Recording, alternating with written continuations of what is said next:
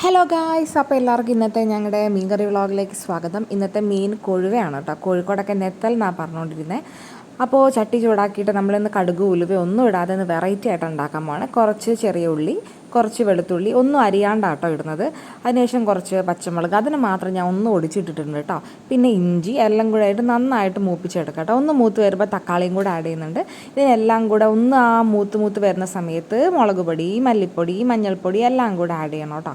ഇനി ഇതിനെ നന്നായിട്ടൊന്ന് മിക്സ് ചെയ്ത് കൊടുക്കുക. പച്ചമണം മാറിക്കഴിയുമ്പോൾ എടുത്ത് മാറ്റി വെച്ചിട്ട് നമ്മൾ നന്നായിട്ട് അരച്ചെടുക്കാൻ പോവുകയാണ് കേട്ടോ. അതിനുശേഷം പിന്നെയും ചട്ടി അടുപ്പത്ത് വെച്ചിട്ട് ഇനി അതിലേക്ക് നമുക്ക് കുറച്ച് ഉലുവയും കടുക് വേണമെങ്കിൽ ഇടാം. ഞാൻ ഉലുവ മാത്രമേ ഇട്ടിട്ടുള്ളൂ. കുറച്ച് കറിവേപ്പിലയും കൂടി ഇട്ടിട്ട് അരപ്പിട്ട് കൊടുക്കുക കേട്ടോ.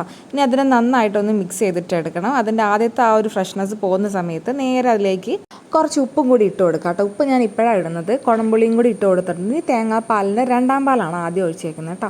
നന്നായിട്ട് തിളച്ച് വരുമ്പോൾ മീൻ ഇട്ട് കൊടുക്കണം. ഇതിനെ ഒട്ടും ഉടയാതെ എടുക്കാനായിട്ട് പയ്യെ ഇളക്കി കൊടുക്കാവുള്ളൂ കേട്ടോ. പിന്നെ മീനൊക്കെ ഇട്ട് കൊടുത്തിട്ടുണ്ട്. അത് നന്നായിട്ട് തിളച്ച് വരുമ്പോൾ ഒന്നാം പാലും കൂടി ആഡ് ചെയ്യാം കേട്ടോ. ഇനിയും നമ്മൾ മീനിപ്പോൾ ഒന്ന് വെന്തിരിക്കുകയാണ്. ഒന്ന് കുത്തി മറിച്ചിടുക, അല്ലാതെ അതിനെ പിടിച്ച് ഇളക്കാനേ നിൽക്കരുത്. എനിക്ക് എപ്പോഴും പറ്റുന്ന കേട്ടോ. അപ്പോൾ നമ്മുടെ കറി ഇവിടെ റെഡി ആയിട്ടുണ്ട്. അപ്പോൾ പോയി ഫുഡ് കഴിച്ചിട്ട് വരാം.